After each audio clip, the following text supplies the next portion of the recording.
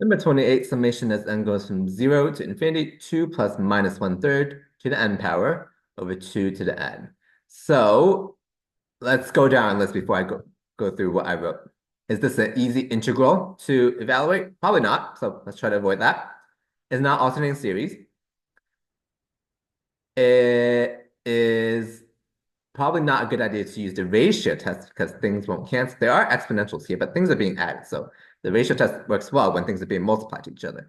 This whole series is not to the n power. Don't get confused because this it's not like the whole top is to the n power. It's not. So probably not the root test. Can we do oh, I forgot to even check the test for divergence.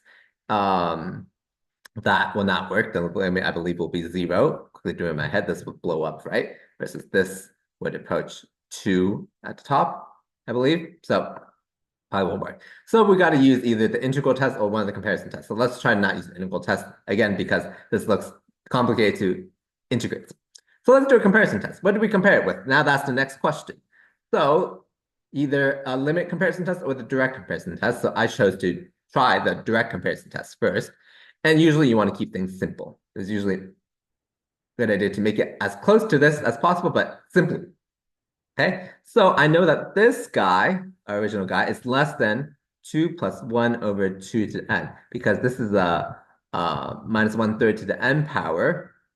Okay, so this minus 1 to n will make it change sign, but let's ignore that for now. 1/3 to the n power, this will get closer to 0 as n keeps getting bigger, and then it'll just alternate sign, but it's still getting closer and closer to 0. Okay, so you can just replace this with the constant 1.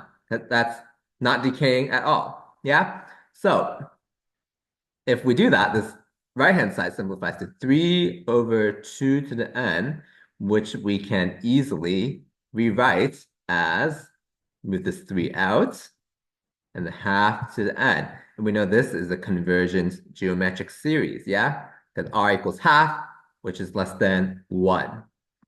Okay? Since this guy converges and our guy is even smaller, by the direct comparison test, our series converges as well. So again, try to keep things as simple as possible. Don't try to make things tricky in these comparison tests.